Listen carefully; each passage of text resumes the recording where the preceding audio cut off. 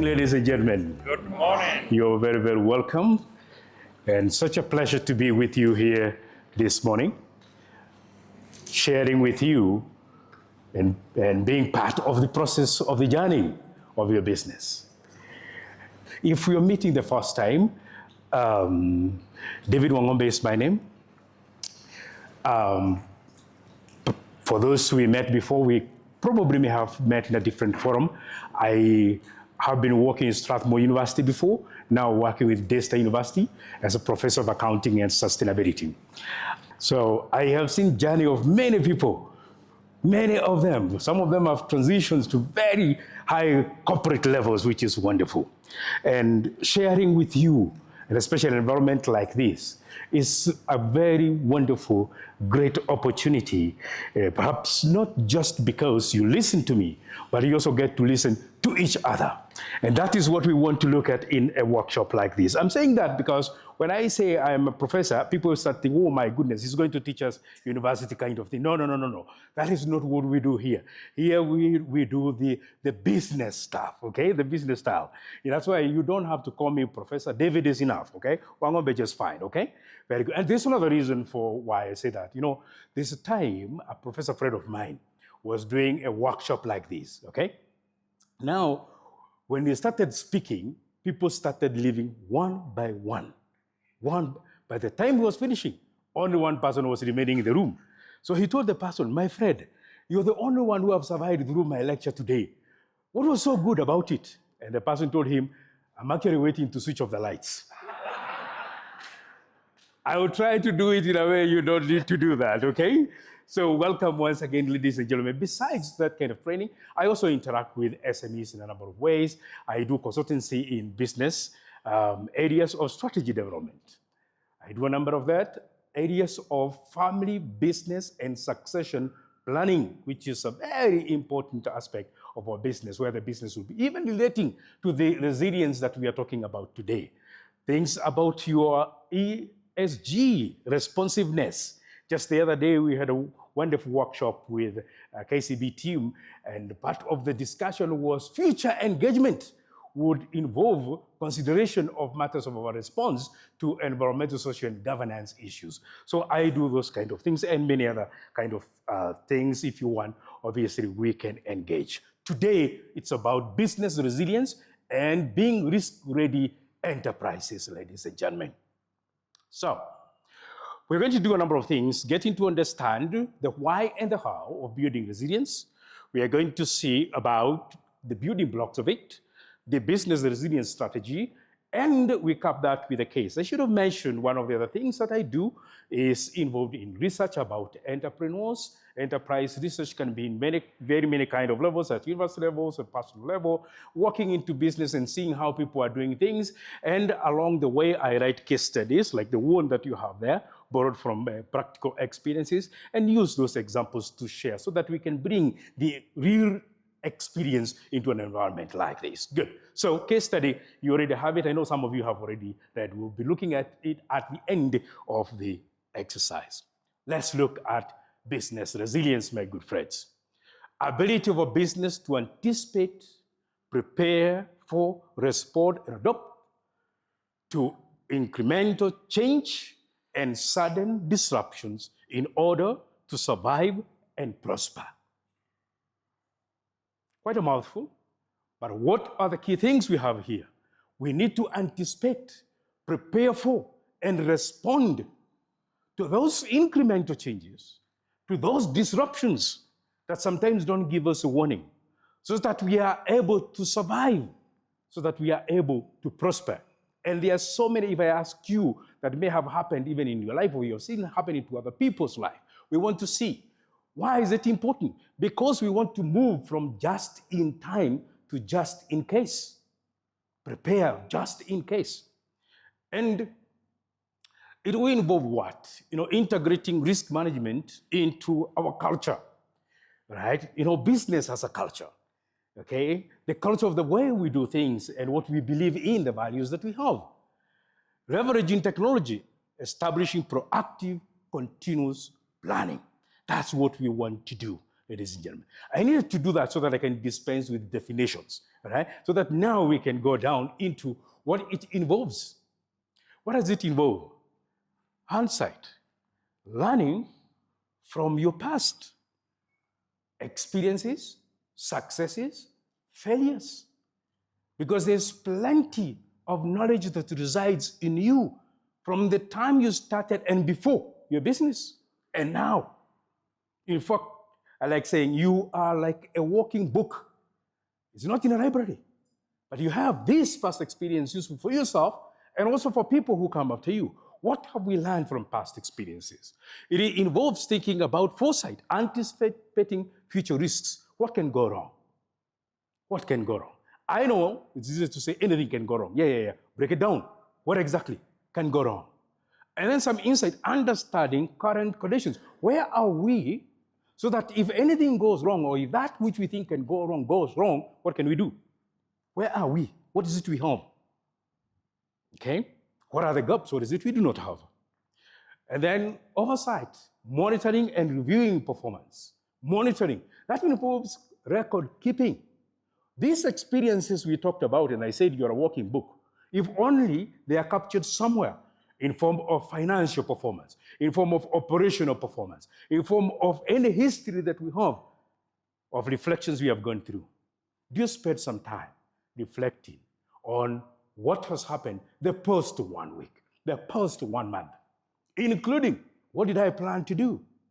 What did I achieve? Where did I fail? Why did I fail? What can I do next time? That reflection is part of the monitoring and the review of performance, ladies and gentlemen, we want to do. So that way, we create the resilience, okay? It must be embedded in the daily operation, not activating it only when a calamity happens. That's when we are responding. The flood has come, the fire has come. Anticipating it can happen, then we react to it. And there are so many kinds of those, let's pick examples sometimes. Allow me to ask you, do you remember the business that was called Ramogi Studio?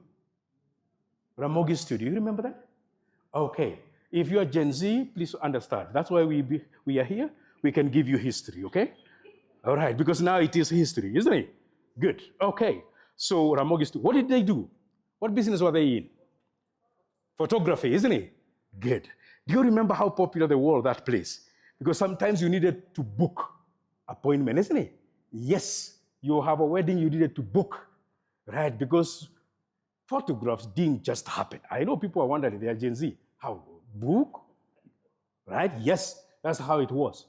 Now things have changed. What have changed? Were they bad to customers? Did they have bad location? Did they have bad business? What happened? Technology changed. And that changed with the business. You can trace it even a little more further, deeper than that from the parent concept, Kodak. You know Kodak? You remember Kodak? Where are they now? Where are they now? Dead, finished, kaput. Why? By the way, you may want to know, Kodak was good at one point in responding to technological change, but they failed at some point. Let's trace the history. 1890. Okay, that's history, eh? Yes, photography was there before, but it was a product for the elite. You need to be super rich to get a photograph. Only the rich had the memory of their photographs. Yes, because you needed to go to a person called professional photographer. And easy. Those ones were, top business. And they had specific location where you had to go to get your photo, not everywhere. And there was also something else. You see, processing then required a lot of use of chemicals, and not everybody could handle them. That's why only a few then came Kodak. And Kodak invented the what? The film. All right, the film. So now you didn't need to use those chemicals on your own. You just needed to take a photo, take now to the processor. Good, the film. Actually, their maxim was just click it and leave the rest to us. Yeah. So, and that way, the camera became a product that can be used by ordinary people. It went out to ordinary people. Flash forward, 1975, almost 100 years later, somebody invented something else. Steven, who used to work with Kodak, was an engineer. He invented the digital camera. Very good, digital camera. How did the company respond? If you know, he was an engineer working there. He presented to the board, we need to change because digital cameras. And they said, no, if we do, we are going to disrupt our business and we'll be out of business. We will not do that. They forgot somebody else can do it. Sony came, Ericsson, and so on and so forth. 2012, Kodak had no choice but to apply for bankruptcy. Kaput, gone. Because they didn't respond on time and they didn't respond in the right way. Yeah, they looked back. We have plenty of assets. We are going to lose them if we enter into this new business. Instead of looking forward, somebody can take this business and we will sink with all the assets that we have. My good friends, we need to think about when to do change before change would change us. So to do that, business resilience matters in many ways because we have very many unpredictable and predictable kind of effects in our business. Fires, fraud, flood, mandamano, elections, all those kind of things. Attacks, they can happen. Yes, so we need to think through them. Lack of resilience can make even a minor incident, a small one, to become a huge problem. A huge problem. An employee having a small accident in our place of work, it can turn to be a big-time problem when they go to court. Okay? So we need to do it to protect continuity of the business, protect the people who matter to us, the employees, the family, okay, our customers, and most important, our reputation and public trust. Because if there's a wonderful asset that we have, it is what customers say about us, not just the machines and the buildings that we have. What customers say about us is number one asset. That reputation, we want to keep it. Okay, so for us to do that, my good friends, we must remember this. There is you and there's the business. Hello? There is you and what? Business. For you to respond in resilience of the business, you need to have prepared yourself to be resilient in the first place. Are you resilient in the first place as a person? What are the things you need to do to be resilient as a person? We need to have personal resilience and also have what? Business resilience.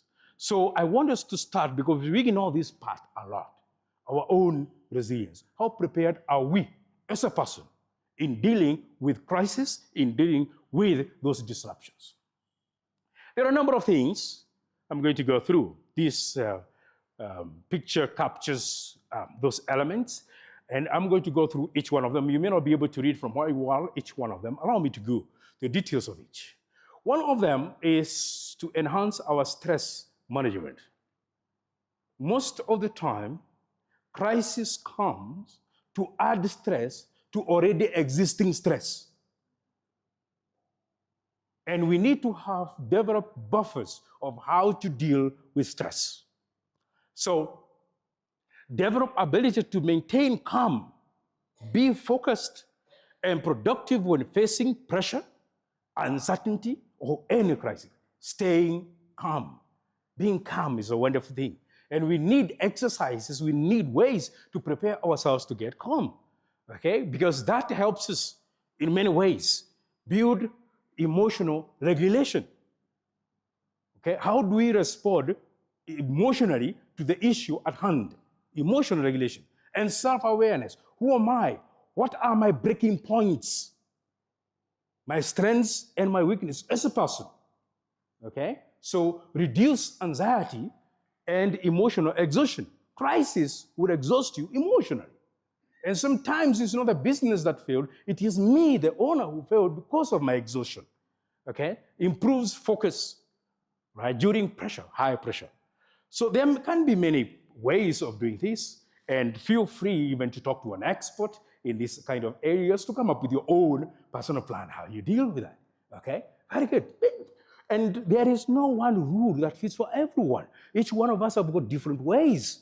Okay? You know, I listened recently to a gentleman. I think he's a senior politician and a businessman as well. Okay? He was being featured and he was trading a little. And one of the things was about how he has run his business. And one question is, how many times have you failed? And he said, oh my goodness, I can't even remember how many times I've failed. More than 53 times. Good.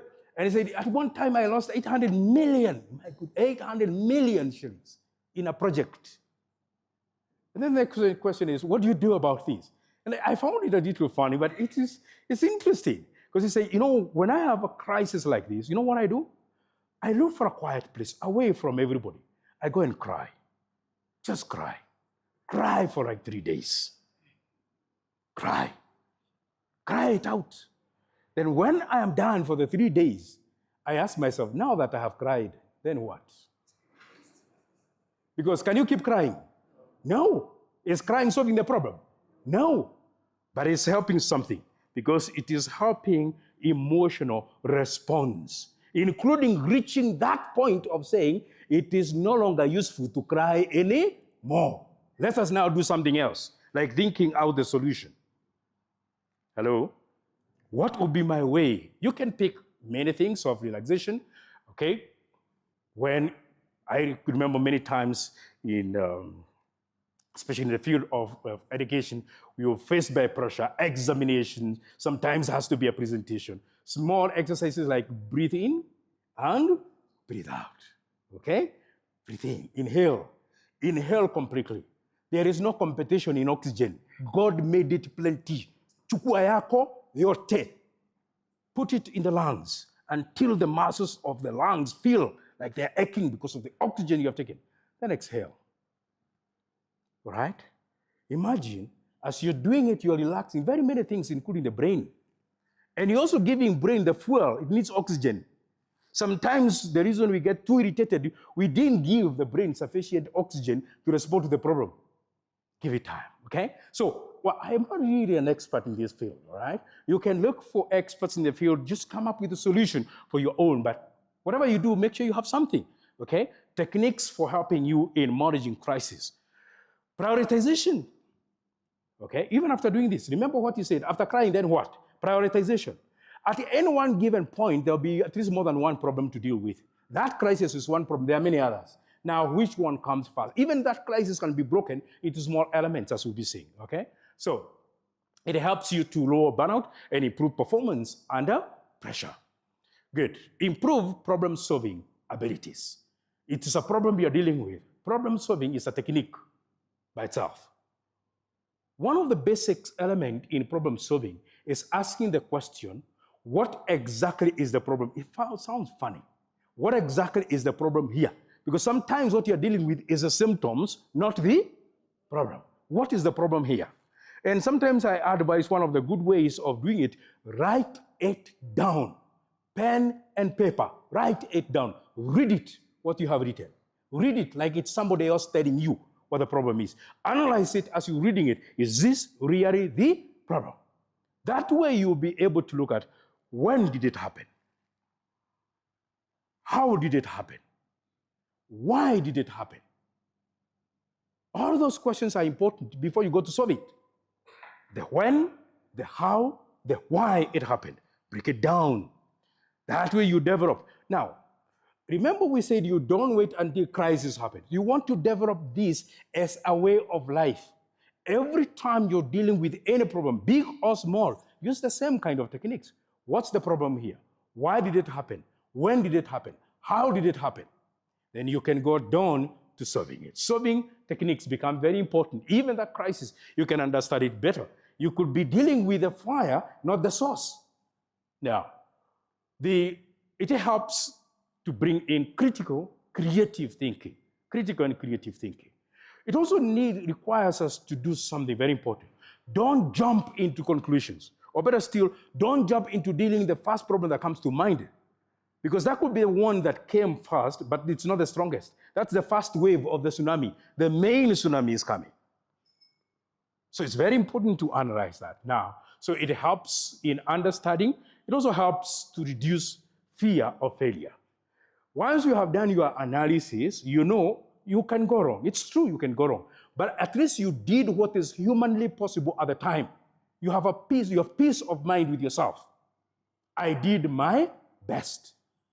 Not that, why didn't I think of this? Because you had given yourself time to think through, okay? So then, of course, that way you can help to make better decisions, reduce the fear of failure. Sometimes one of the greatest challenges we have in dealing with crisis is we begin with our fear rather than the problem. Begin with the fear rather than the problem. We need to begin with the problem. So how do we do it? By stating it, putting it down clearly, what it is. Now, so that way, one of the way of doing it is try to reframe the issue not as a setback, but as an opportunity to learn. What are we learning here? Okay, it's a challenge. We never thought about it. Nobody thought about it. Okay, yeah, but what do we learn about this? What can it tell us about other things that can happen in future? Okay, testing multiple solutions. It also helps you in another very important thing in problem solving, which will be coming now in the next one, which is decision making now. That what alternatives do I have here now? Now that this is the problem, what are the alternatives I have? Okay, so we make faster decision and better decision. It also helps us to adapt to change. You know, we need to increase our ability, efficiency of dealing with change. Crisis and those kind of disruptions are a change. There are many kinds of change, by the way. Change can be both positive and negative. A new customer comes into your business, gives you a new order you didn't expect. 50% of the business you've been doing before. 50%. That's a disruption. That's a disruption. It requires a new way of working, a change management. Now, we need to develop the skills of change management, including making those who work with us, employees, family, and so on, to appreciate that things change. Things change. And when they change, we need to respond to them. So ability to adjust effectively to new conditions, rules, technology, and so on. One of the things is what we have said earlier on, understand what's the issue here. So what is it that have changed? What is it that have changed? Very good. What do we need to respond to this kind of change? It helps to strengthen our mental flexibility, reduce resistance to change, like saying, no, if we go to digital, we are going to mess up our business. No. Okay, so improve our response to uncertainty, and there are many examples, right, that we can use, including those that we have said. Stronger relationship. You know, one of the key things of helping build our own resilience is also asking ourselves, what is the state of our relationships now? Family, members of the family, business, employees, suppliers, customers. What's our relationship? And what is my relationship outside the business? Not just family now. What is it do I do with my free time? Who is my network? Where's my network? What do I do with my network? Okay? Do you have a network? What are the things that you learn from the network? Because you'll be surprised when you're doing the network that some of the problems you have seen, some people met them before and solved them. So you already have a written script of what needs to be done. Just modify a little bit. Why reinvent the wheel? So what is my network? And use those network anywhere you have and anywhere there is an opportunity. You know, another person who taught me business told me, anywhere you are, it's always a business opportunity. Even in the church, it's a business opportunity.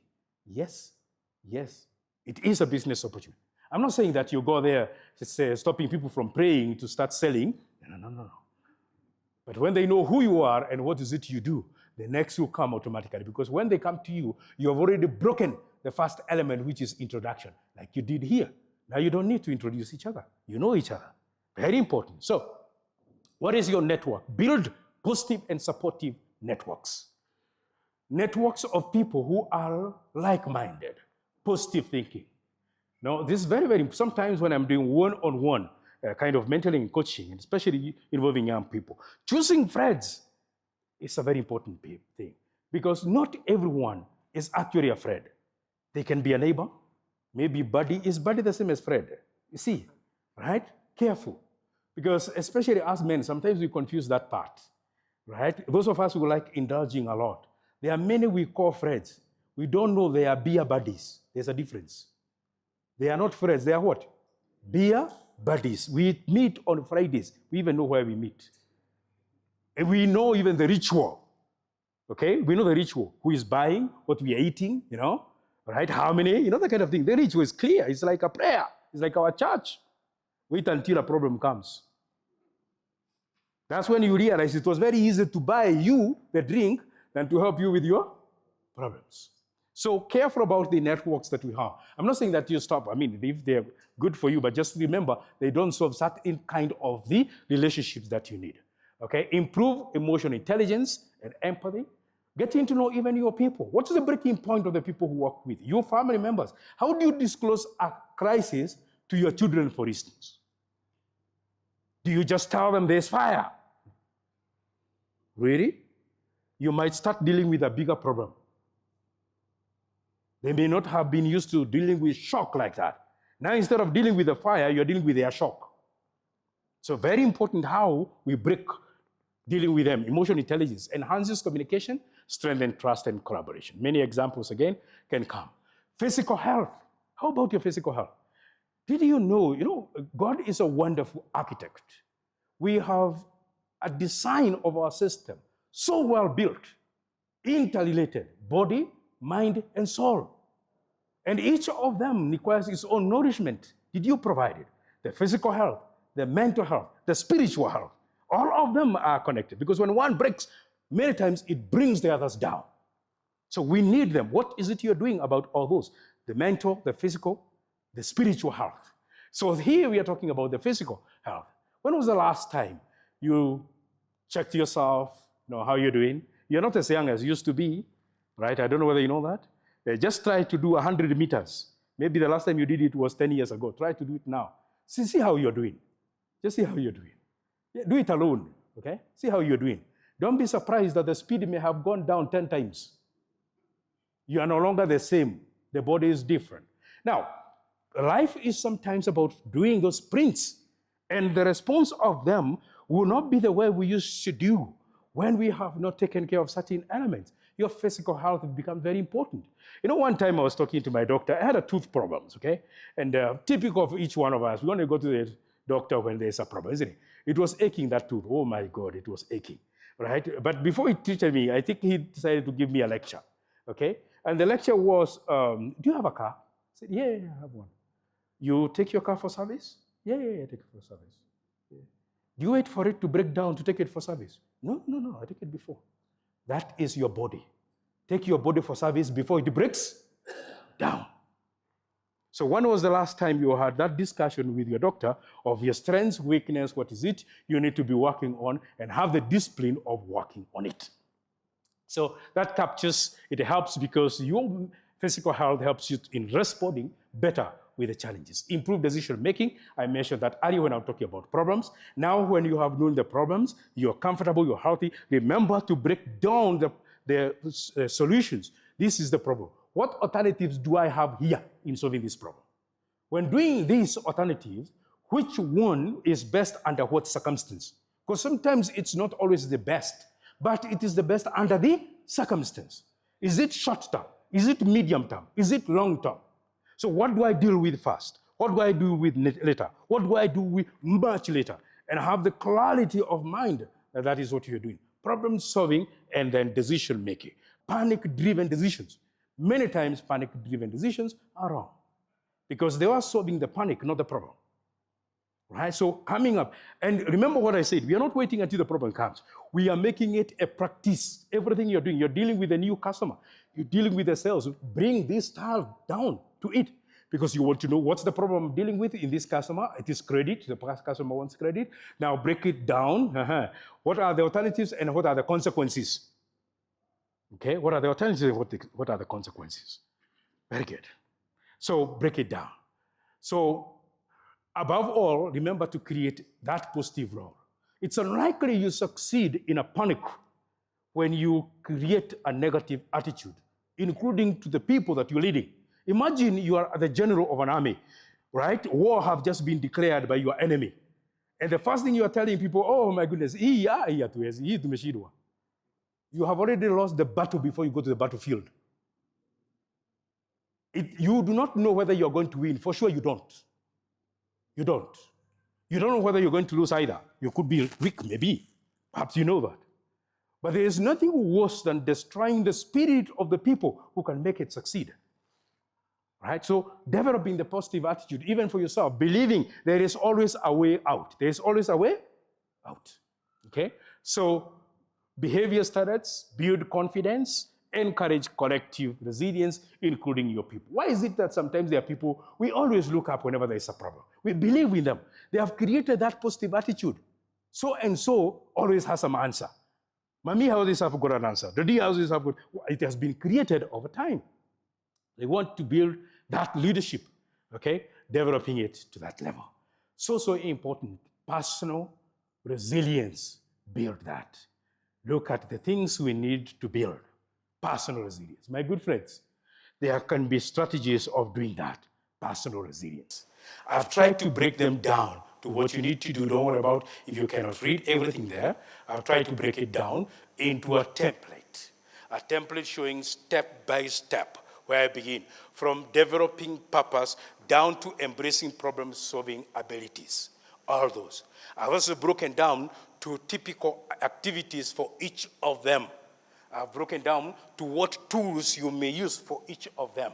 I've also put there an assessment for yourself. You can do personal assessment every month, whatever what score you have.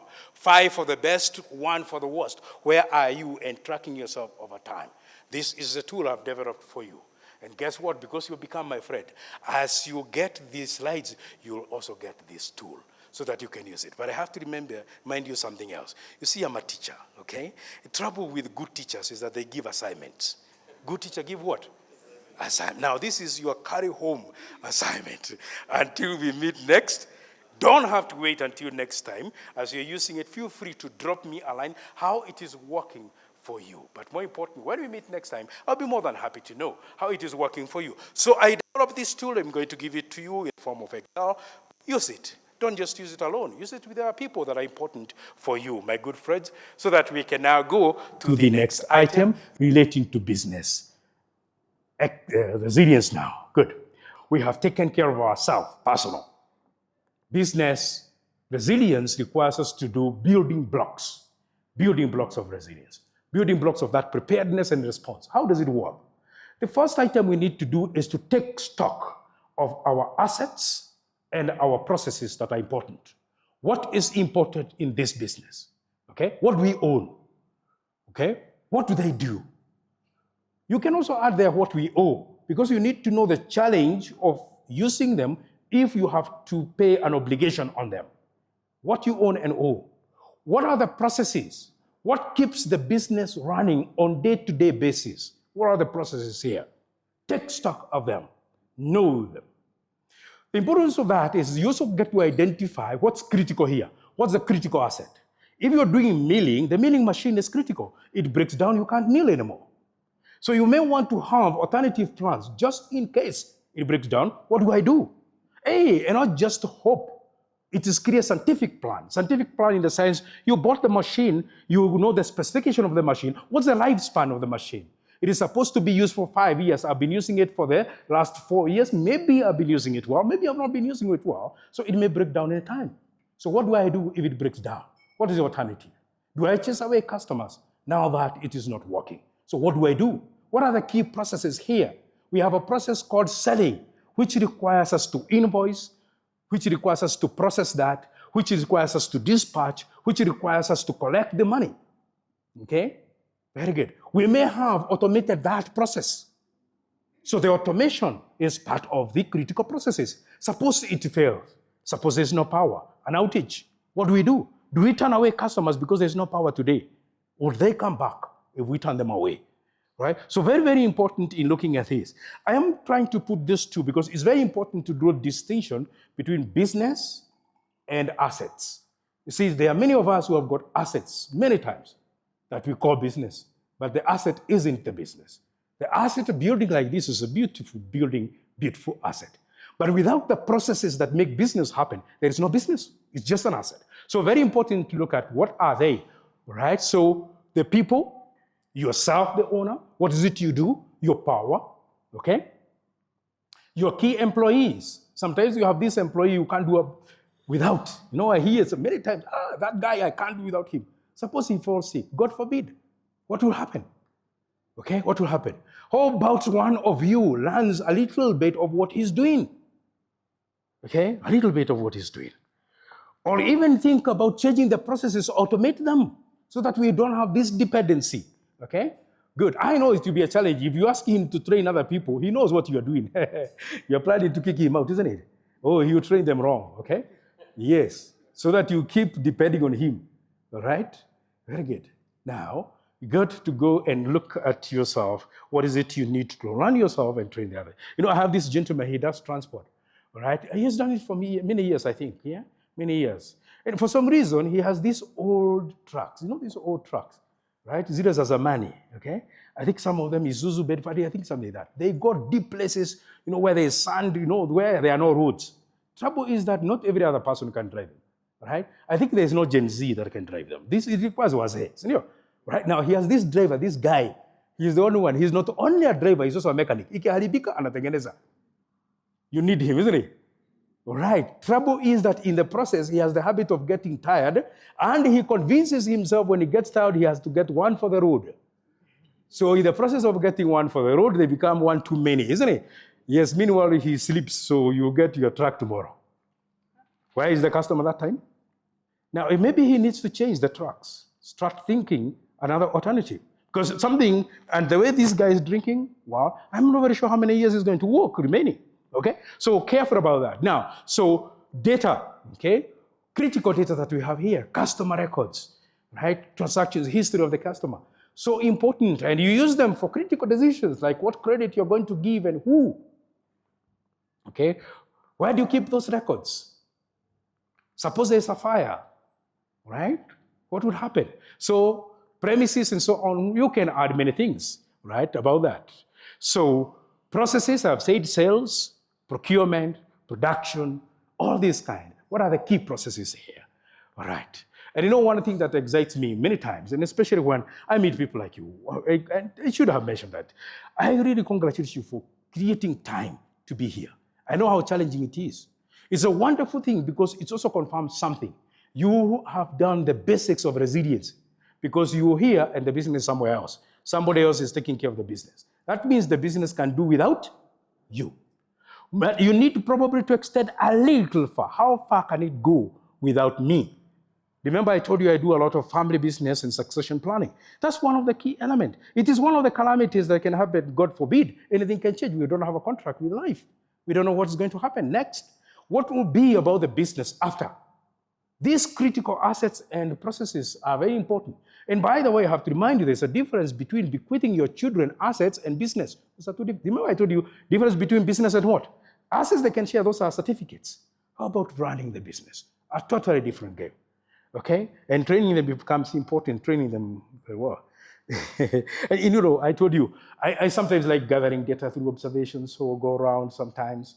If my free time, I like driving sometimes around some places, see my relaxation. Okay, and I did one recently, okay? And as I was doing it, I was also thinking about this workshop. So I did, maybe for a while I got tired, and I said, maybe it's time I rest a bit. Yeah, okay. And along the way, I noticed a new joint. I had not seen it before, okay?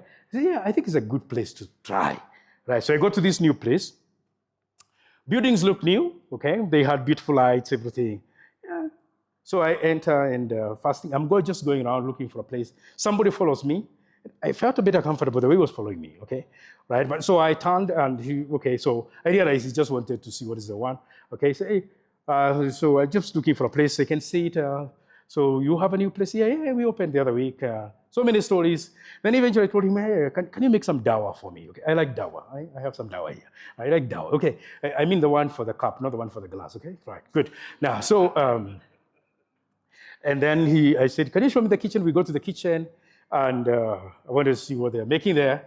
And I'm standing in the kitchen for a couple of minutes, nobody talking to me. Then he called somebody who was seated outside wearing, that white coat, who looks like a person in charge of the place. And I realized he's the chef and was busy outside on the phone. Okay, so he came, and before you explain, a young lady came from somewhere inside, looked at me, and sorry, she sneered. I said, "Huyu anataka kuoda." Okay, she's young, and she looked different from the others, even the dressing.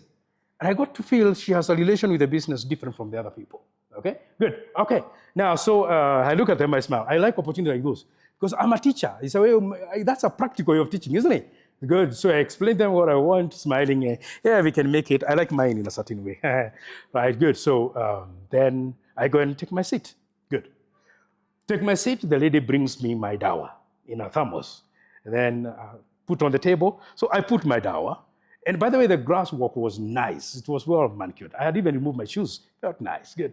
Okay, so the assets are good, all right? So I put my dawa. I didn't fill the cup. And then she told me, no, wait, just yako, you ingine napelekea mzee. Say, hey, wait a minute. Nilidhani ni yangu, kumbe ni yetu. Okay, so ati mzee, oh yeah, you just put yours. Okay, fine. Mzee ako wapi? I figured out most likely mzee is related to her. Because that word mzee, okay, very good. I say, mzee ako wapi? Ako huko kwa ofisi. Okay, si umwambia kuja tukunywe dawa pamoja. So she went and wow, she obeyed. She actually called the mzee, who came and realized is the dad. Okay, now but it surprised me when he came. He had like 3 phones, put them on the table. We are talking, and every minute is either one phone or the other, one phone or the other. And in the process, I'm asking him, so you started this new, yeah, so and then I introduce myself. I do training, and this training involves business development. Are you with the KCB? And somehow, yes, I'm with KCB. You know about Biashara Club? No, I don't know. Yeah, I said I need to pick his number so I can give Congo to call him. Yeah, so it's in Biashara Club. And I tell him, oh, you need Biashara Club, we do training. You need to come and actually it's not that I don't know this Biashara Club. It's just that I don't have time. All this time, he's spending a lot of time on the phone. Okay? So, okay, eventually you can create time, and he left. Good. Now, so I enjoy my meal, and then eventually I need to use the small rooms. Okay? I got to use the small rooms, and unfortunately they didn't have label. So I didn't know which one I'm supposed to go to. Okay? Right, so I look and I tried to use my geography of hospitality, and I thought the one which should be the correct one, and I was wrong. So when I was going to enter, somebody shouted at me, where? Hey. At that time, my temperature is going up a bit. So I turn and tell you don't really shout, customers. It will be good you just address them, and before you even do that, put the labels. I came to learn the gentleman who was shouting at me was the younger brother of the owner, who had come from the village the other day to get a job there. You see, I think you can take somebody from the village. It's a bit difficult to get the village out of the person, isn't it? Because he's shouting at me the way he would have shouted at the neighbor crossing his farm, isn't it? Good. Okay, anyway, finished that. And yeah, I looked at the lady and I noted, most likely he has learned a lot from the father. By the way, I sat her down a bit, and guess what? She's doing business in a university. Hello? When I got an opportunity to tell her that this is the best university you have here. The one you go to study is called University of Theories. This is the University of what? Practicals. In business, there are customers, there are suppliers, there are processes, there are assets. You need to take care of them. Then I discovered, kumbe she didn't want to be there. It was on a Sunday. She had planned to be somewhere else with her friends. So she was only there because of Mzee. Hello? And I had to take the opportunity to say, you need to learn a lot from your Mzee, how to learn business, because soon it will be you and only you running this business. Okay, anyway, we are finished with that. And I hope they learned something. So if you see me coming around your business, I will not be picking negative things. I also pick positive things, okay? So welcome me and give me some dawa, all right? Thank you. Okay, so risk assessment and mitigation plan. Identifying what are the risks that we possibly can run into as a business. You see, many of us struggle as SMEs. We are starting, and it's natural. We got to start from some. Sometimes we have only one supplier. Sometimes you have only one customer. Sometimes you have only that one employee who is critical. Now, we need them, okay? But identifying the risk, getting to know so what can happen, go wrong here, assessing the likelihood and the impact, likelihood. What is the chance that it can happen?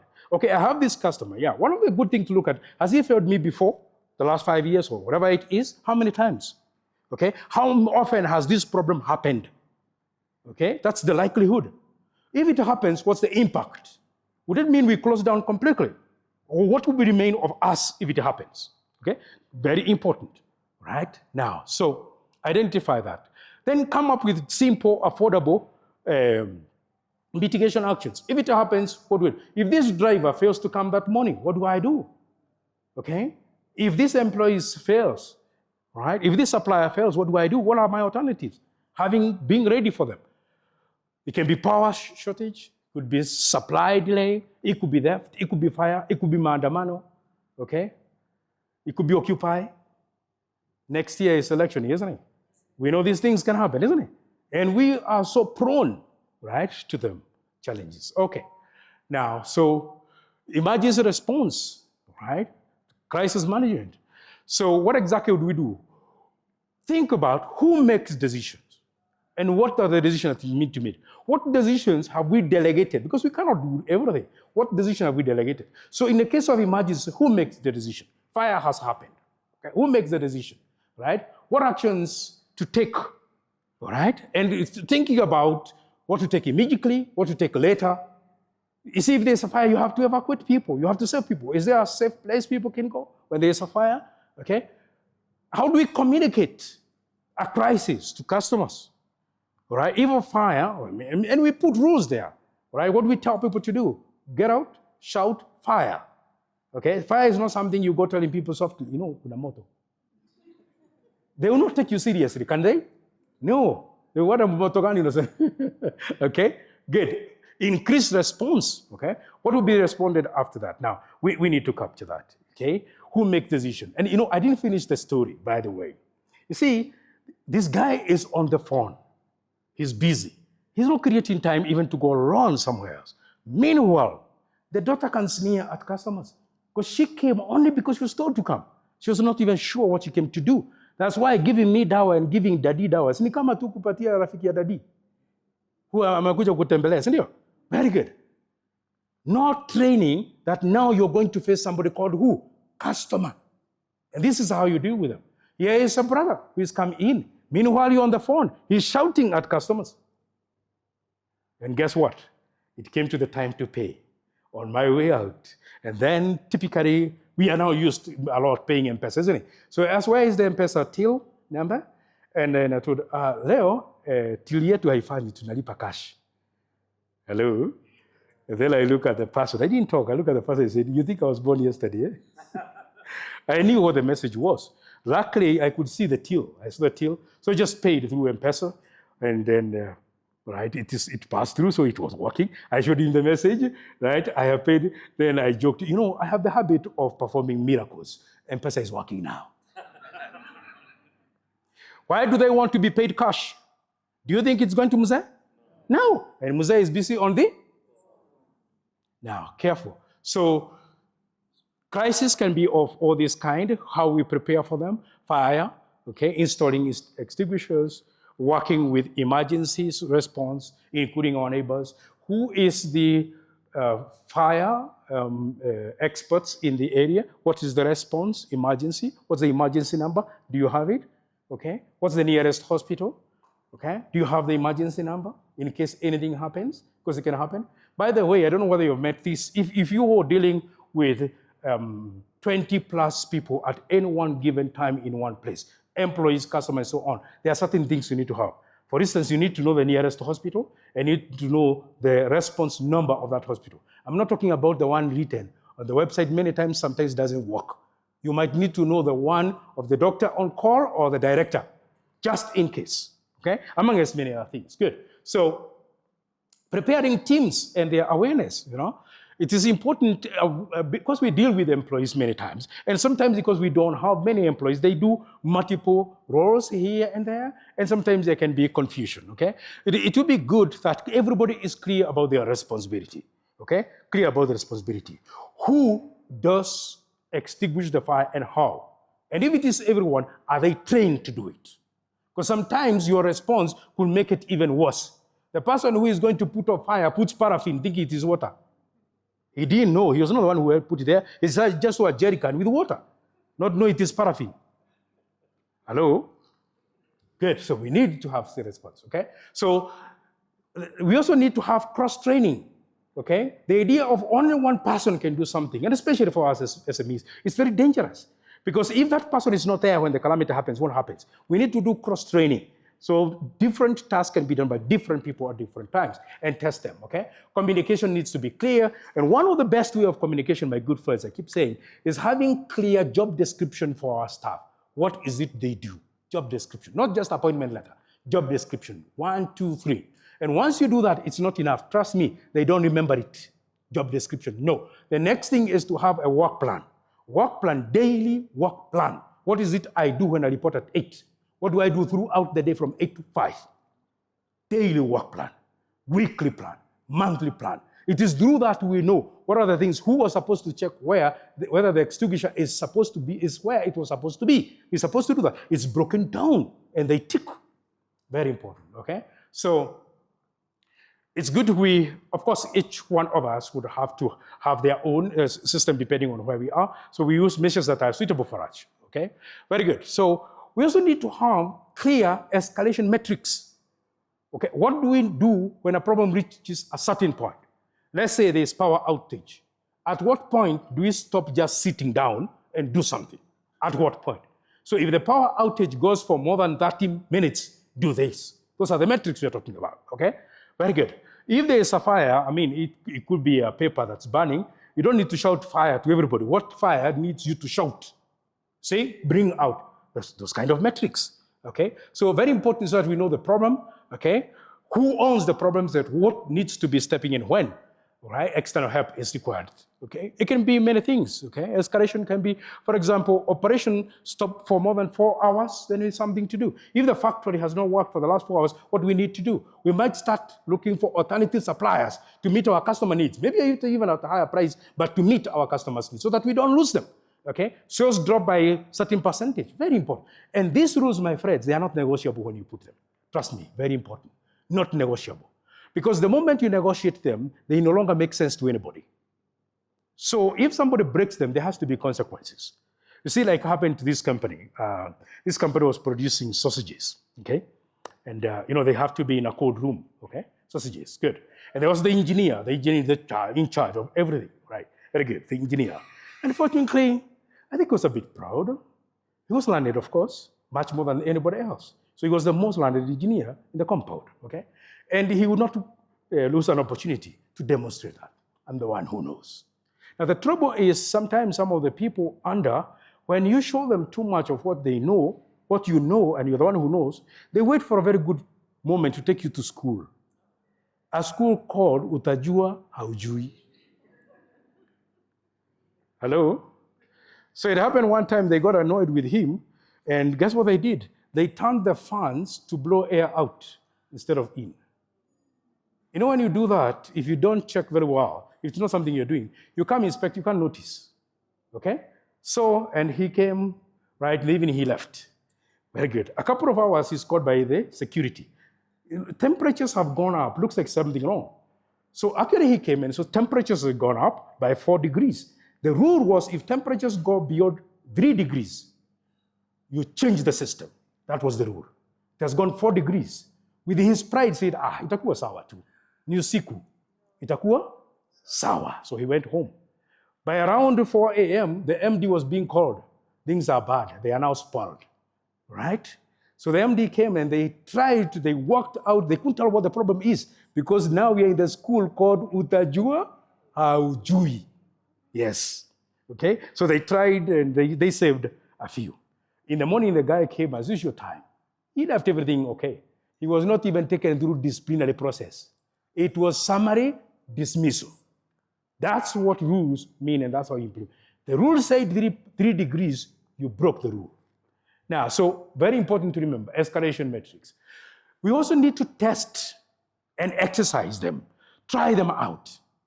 It's simple, low cost, it can even be informal. Things like a fire drill. Okay, what happens when there is fire? Let somebody shout fire, we see whether we remember what we are supposed to do when there is what? A fire. Very good. Simple drills like those. Okay? Because that way we test whether the assumptions we make are realistic or unrealistic. We said people would run. Then, I don't know whether you've ever done a fire drill in your place, all right, or been a place where people do. Half of the people don't move. Because they see only drill. See only until the real fire. So we want to test them, okay? So it can be simple things, walk through short drills, scenario discussions, in a meeting, team building exercises that talk about them. And above all, audit them. Audit those systems and standardization. Check, okay, for consistency. What have we said is supposed to be there? Can we check whether it is there? Okay? So when I'm looking at ESG, one of the things very important is to have external audit of the system we have done or we have put to respond to ESG. Because many of them involve risks, social risk, environmental risk, governance risk, okay? So test those procedures, see if they have worked. They could have worked in the past, but are they still working? Maybe the system is rusty, okay? Maybe the tap is rusty. Very good. It can be done by you, yourself, including having sometimes surprise checks. Surprise checks are very good audit. You can do them yourself or you can do somebody else or have somebody else do it for you. You know, send me to your place, post as a customer when you're not there. Then I tell you how customers are treated when you're not there. Sneered at, shouted at, because people behave differently when you're around. When you are not, they could behave in a different way. Okay? Audit them. Now, also get to see expert base, accountant-led. For example, a tax health check. Don't wait until there is a surprise from, say, KRA, a health check to see what are my weaknesses here. It could be QMS, quality management system, checking.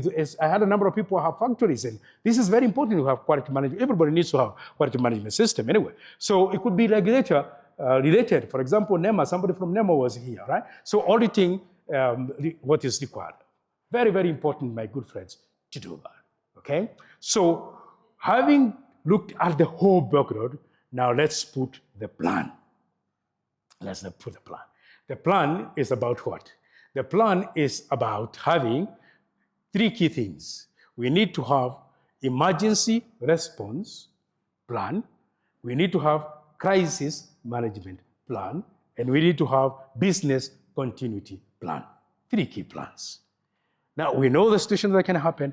Now planning. Emergency response, as the name suggests, involves immediate response.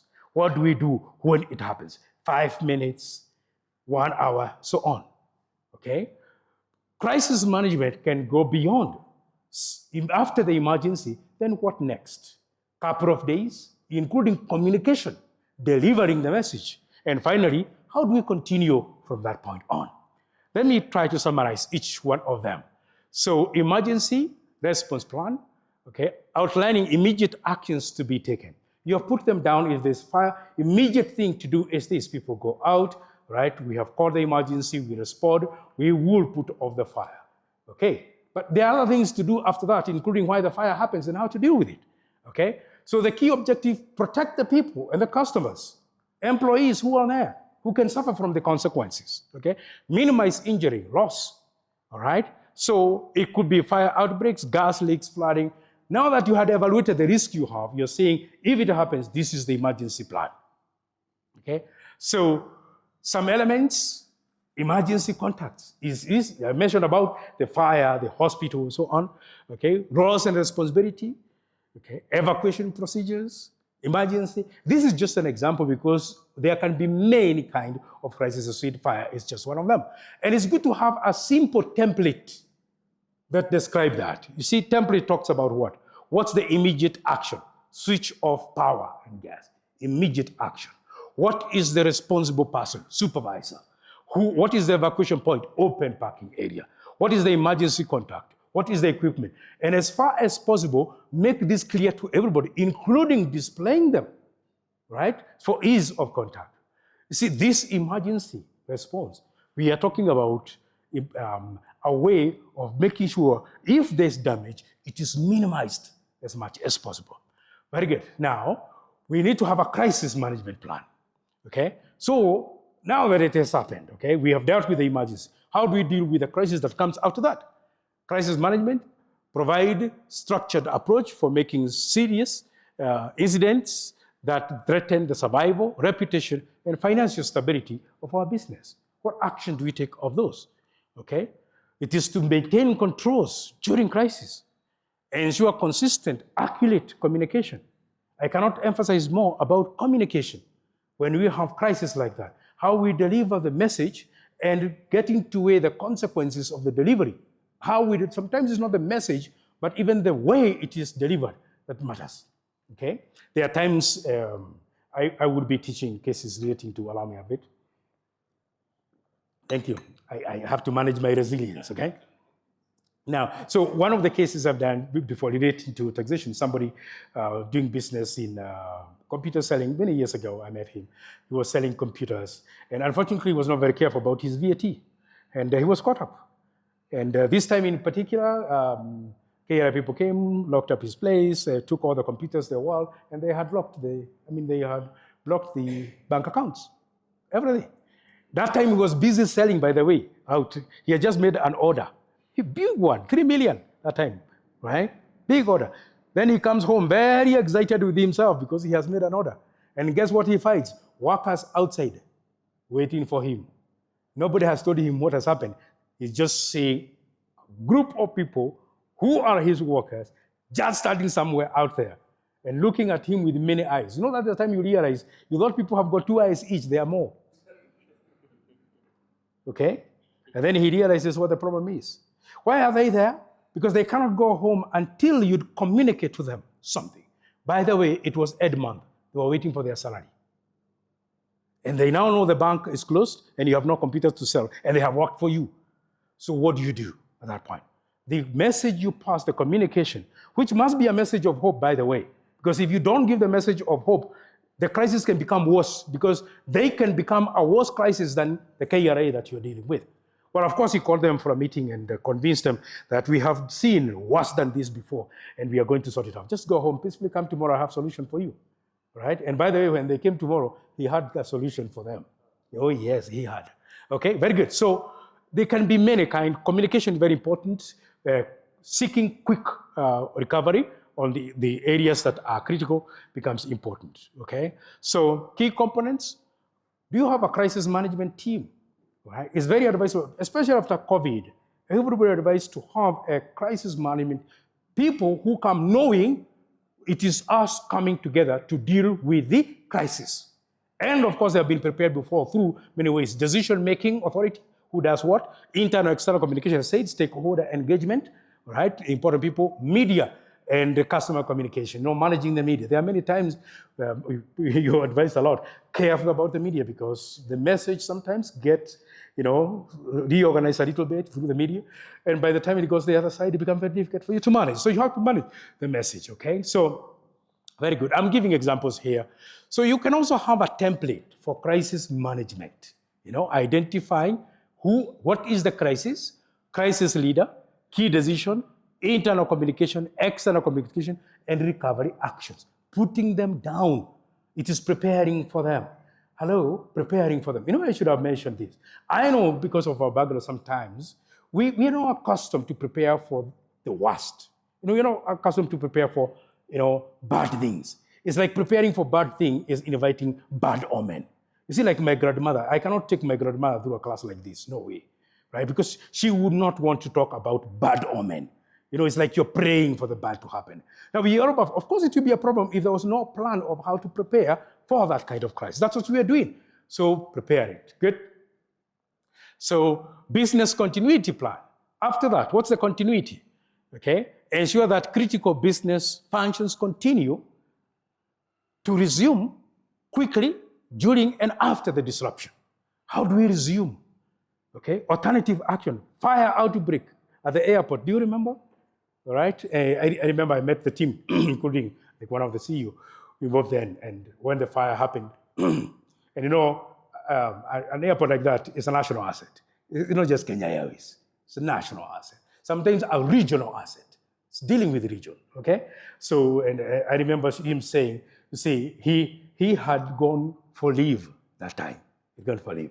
Okay. And he jokingly told the people when he was leaving, "Don't call me unless there's a fire." Oh yes, don't call me unless there's a fire. And they called him. And the fire had happened. And he comes, this time it's not just the employees he's dealing with. He comes to deal with the fire. And before he has spoken, even to organize himself, the president was there. Hello? Yes. And the question was, how long is it going to take you to get back to the functions, operation? And they quickly look at each other. They said, we'll take like 2 weeks. 2 weeks. Yeah, 2 weeks. You know how people do? Yeah, 2 weeks. The president looked at him straight in the eye. I give you 3 days. Yes, 3 days. And by the way, in 3 days, they are back in operation. Sometimes you work at best in a crisis, isn't it? Yes. Okay. So very important looking at what is critical and how do we get back. Okay, how we get back. We also learned something from there. Maintain essential operations, reduce downtime, okay, protect your revenues and the critical assets as well. It can be very many things: sales, customer service, okay, alternative service that you use, production, delivery, supply, and so on. By the way, including getting to know who can do some things for you, even your competition. Sometimes they can become a friend, not necessarily an enemy. Even a competition at that time, they can save you. Okay, very good. So key components of this, identifying what is critical, business impact, alternative work arrangements, backup, and so on. Again, you can have a template of something like that. Critical function could be sales. Maximum acceptable downtime is 1 day. Backup method is manual receipts, mobile money, whatever it is. Responsible person, shop money. You see clarity when you put these kind of templates and you have put the kind of plan. My good friends, we can summarize to say there are 4 key things very important in the whole of the management crisis. We need to have our preparation, we need to have prevention, we need to have a response, we need to have recovery. When you think about prevention, you're saying prevention means the first line of defense in any trouble. Prevention. Stop it from happening before it happens. Prevention. Very good. What is it you did? You know, one time I was doing a workshop involving some people. It was a company with a board of directors, and board came from security organs. Right? One of them was a former army general, another one head of police. The head of police was talking to us. He said, do you know more than 60% of the thefts that you see are actually a fault of the owner, not the thief. Yes. More than 60, like what? You see, cash was stolen from the office. There was a safe, it was in a safe. Cash was in a safe and it was stolen. But guess what? When you check, somebody forgot to close the safe. Whose fault is it? The thief or the owner? You say even break-ins, what we call break-ins, many of them are not break-ins. Somebody left the door unlocked. So the thief just walked in. He didn't break in, just walked in. You know, there was a judge sometimes in UK. He used to make very uncommon judgments, So things are stolen for you, you're accusing the thief, and you and the thief are there. He starts asking you questions. What kind of doors do you have in your house? And then you describe. They're made of glass, and windows, and then you describe. And curtains, they are open, transparent. What do you have inside? My TV, my what, everything. You finish his interrogation, he locks you in for 6 months. Tells you, yes, I locked you in for putting the thief into temptation. That's a crime. Very unorthodox, but just think about it. If only we did prevention, there are plenty of things we could have stopped. It could also be preparation. We have talked about that. What plans do we have? Crisis management, emergency management, right? Continuity management. What is the response now that we have done? Plan is one thing, executing. Did we identify ability to execute things whenever we need it? And then finally, recovery, getting back to business. In conclusion, my good friends, we want to have proactive preparedness, adjust our strategies to make sure they respond, make sure we have redundancy. Redundancy sometimes can sound like a negative thing. Redundancy means spare space or spare assets that we can use in case of a crisis. We want to do that. Continuous improvement, okay? We worked last time, can it work now? Can we test it? Continuous improvement. What do we learn from past experience? Proper leadership and governance, putting system and governance and testing them, right? Including the plans I'm talking about, okay? And of course, involving stakeholders. What are the stakeholders here? The emergency response, the fire brigade, the hospitals, whatever it is, who are they? But the most important, if you put all those together, leadership is critical, and the leadership is you. We began with you preparing yourself, and also how you respond to yourself, planning to do it and do it well. Because there's something important you must remember. You can tell people many things, but they not do it. No. Because people do what you do. They don't do what you say. Hello? People do what you do. They don't do. If you want it to be done, show by example. Show by example. If the rule says report early yourself. Okay? If you don't, they will report 5 minutes before you come. That could be 11. People do what you do. They don't do what you say.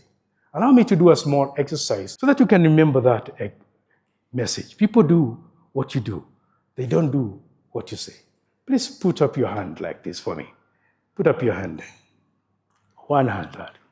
Very good. Okay, excellent. Kindly close the first 3 fingers so that you can leave the index and the thumb together. Very good. Very good, students. Now touch the tip of the index and the thumb together like that. Tip of the index and the thumb. Very good. Good, students. Wonderful. Now touch your cheek with that. Touch your cheek with that. Touch your cheek with that. Good. Now, my good friends, this is not cheek. This is chin. Cheek is this one.